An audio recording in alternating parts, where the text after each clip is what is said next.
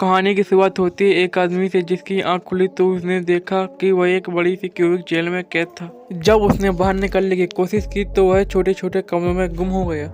आखिरकार वो एक कमरे तक पहुंचा और अचानक उस पे एक अजीब से पानी की बारिश होने लगी। ये देखकर वह काफी डर गया क्योंकि उसे लगा कि ये तेजाब है, लेकिन जब उसने पानी को चखा तो पानी मीठा था।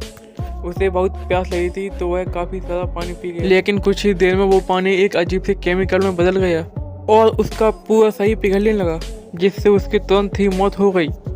इन सारी कमरों की घटना को एरिक और डॉट नाम के दो साइंटिस्ट बाहर कंट्रोल रूम में बैठकर देख रहे थे। उन दोनों को ये तो पता था कि जो भी आज तक जेल में गया वह जिंदा नहीं लौटा और शायद ये लोग खुद ही अपनी मर्जी से इन एक्सपेरिमेंट का हिस्सा बनते हैं, लेकिन वो दोनों भी नहीं जानते थे कि आखिर उनका बॉस कौन है। इसके बावजूद भी एरिक जेल के अंदर हो रही घटनाओं का सच जानना चाहता था, इसलिए इसने इसके बारे में डॉट से पूछा, लेकिन डॉट ने उसे डांटकर चुप करा दिया।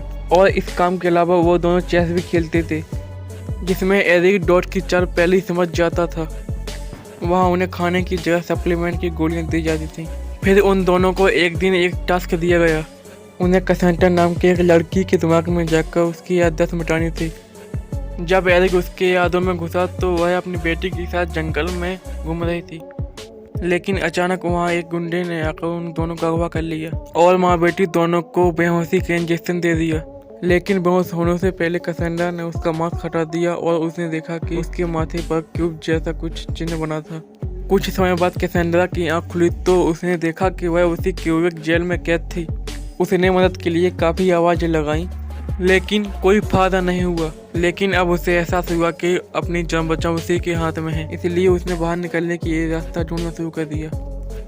फिर किसी तरह वो पास के कमरे में पहुंची, लेकिन वहाँ मौजूद रॉबर्ट नाम के आदमी ने उसे अचानक जमीन पर गिरा दिया। वो उसे मारने वाला ही था कि उसे पता चला कि कैसेंड्रा भी उसी की तरह कैदी है। इसके बाद कैसेंड्रा की मुलाकात 3 कैदियों से और हुई और वो सब यहाँ करीब 3 हफ्तों से कैद थे।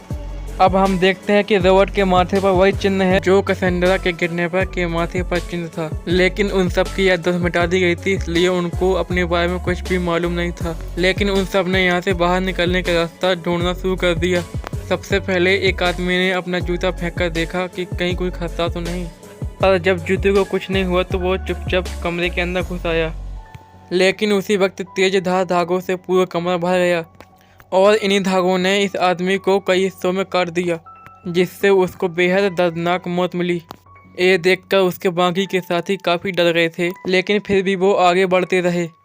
फिर काफ़ी छानबीन के बाद उन्हें पता चला कि हर एक कमरे के बाद कुछ अक्षर लिखे गए थे। इस पर कैसेंड्रा ने कहा कि हम इन अक्षरों के जरिए हम हिसाब लगा सकते हैं कि वो किस कमरे की जाँच कर चुके हैं। उसके मुताबिक इस जेल में कुल 26 कमरे होने चाहिए। इधर एरिक सोच रहा होता है कि इन लोगों को जेल में क्यों कैद किया जाता है। फिर उसने डॉट को ऑफर देते हुए कहा कि अगर डॉट उसे जेल की जानकारी दे दे तो वो डॉट को शतरंज के कई सारे दाव पेच सिखा सकता है। ये सुनकर डॉट भी खुश हो गया और उसने बताया कि इस जेल में एक तीसरा रास्ता मौजूद है जहाँ से बाहर निकला जा सकता है।